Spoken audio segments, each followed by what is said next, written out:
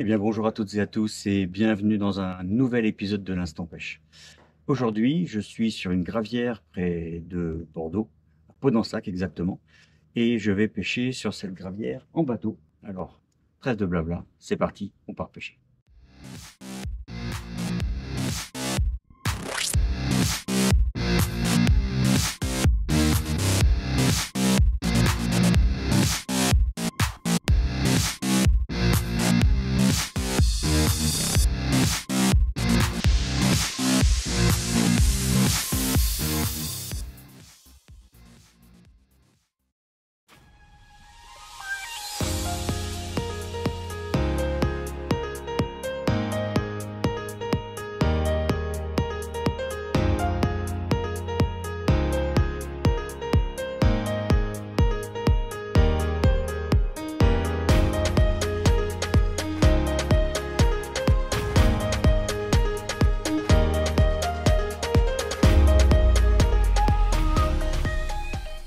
Bien, ouais. Comme à mon habitude, je commence par le Rock Vibe en 5 pouces en orange, et cette fois-ci je l'ai monté sur un petit shatter. J'ai un petit peu d'eau devant moi, donc allez, on y va pour le premier lancer.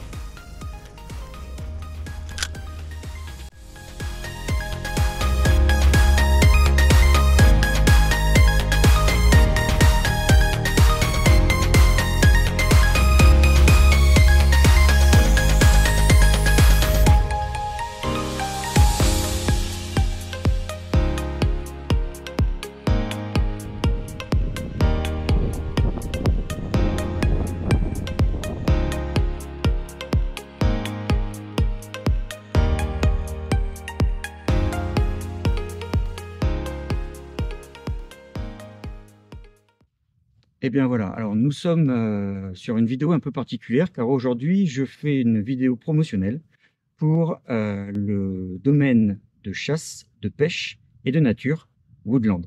Et aujourd'hui je suis sur un des partenaires, on va appeler ça un partenaire de Woodland, Oui, un des personnes qui a autorisé à ce que Woodland propose son plan d'eau à la location. Donc je suis avec Geoffrey. Bonjour Geoffrey. bonjour.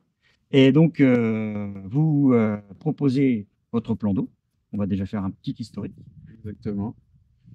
Alors, Splendo, c'est une gravière de 17 hectares sur laquelle, qui a été créée dans.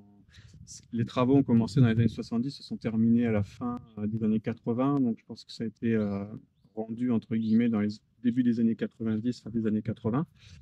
Et depuis ce temps-là, c'est passé des propriétaires privés en propriétaires privés.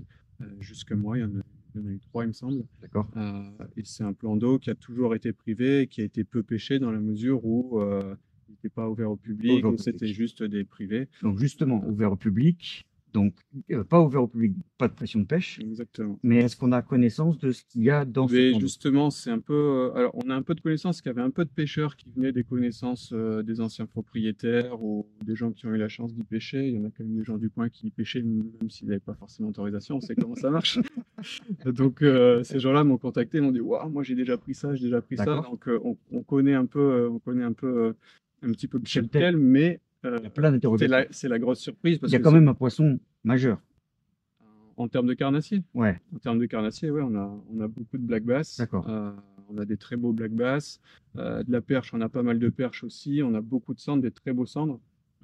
Euh, et on a du silure. D'accord. Il y a du brochet, c'est pas le poisson qui est le plus présent. Mais par contre, c'est des beaux poissons. Mais il y a des beaux poissons, exactement.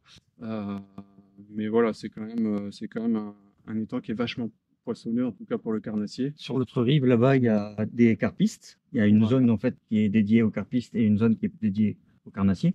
Donc vous cloisonnez pour que personne qu'il y ait de malentendus, on va dire. C'est ça. Nous, on a fait le choix, contrairement à d'autres domaines, c'est d'accueillir un peu les deux volets de la pêche, on va dire le côté carnassier et le côté carpe, C'est très bien. Ouais. contrairement à ce qui se fait ailleurs.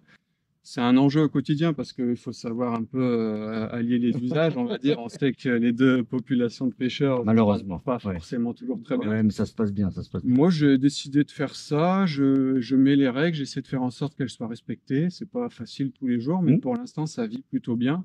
En tout cas, j'ai pas eu trop de gros problèmes. Il y en a toujours un qui abusent. Mais on est là aussi pour Ouais, remettre. bien. De ce que j'ai vu, Geoffrey, vous autorisez la navigation. Donc, Oui. on a le droit de pêcher le carnassier en barque. Bien sûr, c'est même Votre conseillé. Ouais, c'est même conseillé.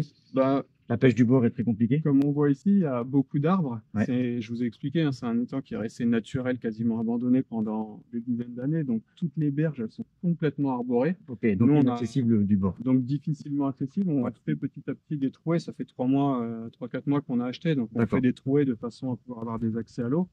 Mais si vous allez par exemple sur la rive en face, vous allez avoir plein d'endroits où c'est compliqué de jeter un leurre. Et comme ça tombe quand même assez abrupt, c'est compliqué de se mettre les pieds dans l'eau. Donc On n'a pas parlé d'ailleurs de la profondeur en gros. la profondeur, on a au milieu là-bas un trou qui va vers 10-11 mètres. Ok. Ce qui est très profond. Ouais, on Ouais, va qui est dire, très ouais, profond. c'est bien. Toute cette zone-là, ça va entre 4 et 6 mètres. D'accord. Avec, comme c'était une gravière, je pense qu'il y avait des endroits où ils stockaient des matériaux. Donc Ouais, vous donc il y a avez des des plateaux. dômes, des plateaux Très qui bien. remontent à 2-3 mètres. Donc ça, c'est plutôt intéressant. Donc pour faire simple, pêche au carnassier, pêche à la carte, en flotte tube ou enfin en embarcation conseillée, En embarcation, ouais. pêche à la carte, du bord, Pêche à la carpe, du bord. bateau et bateau amorceur autorisé. Exactement. Ouais. Je crois qu'on est sur un lieu idyllique. Donc ce que je vous propose, c'est de retrouver l'annonce de Geoffrey et 100 autres. Alors, on a dépassé les 100 offres sur le site de Woodland. Je vous mettrai bien sûr ici et en description le site. Geoffrey, je vous remercie. Merci à vous. Pour le moment, pas de poisson, mais j'espère que Ça va arriver, vous inquiétez pas. Et puis, merci de m'accueillir. Et puis, j'espère Avec- on va pêcher. Avec plaisir. Merci beaucoup. Merci à vous.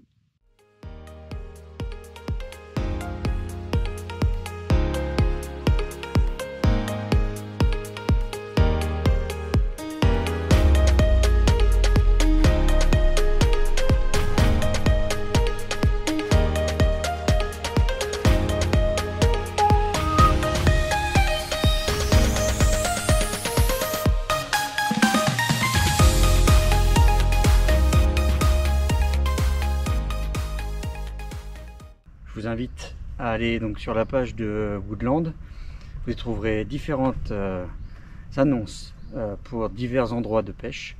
Ce sont des endroits exclusifs, c'est-à-dire qu'en fait, il y a très peu de gens qui y accèdent, à l'image de celui-là par exemple, puisque le propriétaire l'a acheté que depuis avril 2024. Donc du coup, avant c'était un monsieur qui faisait uniquement du jet ski. Donc autant vous dire que la pêche, il n'y en avait pas. Donc ce sont des endroits où les poissons se débrouillent depuis des années naturellement. Donc je vous invite donc à y aller. Voilà, moi il ne me reste plus qu'à vous dire au revoir, à bientôt. Et bien sûr, gardez-la.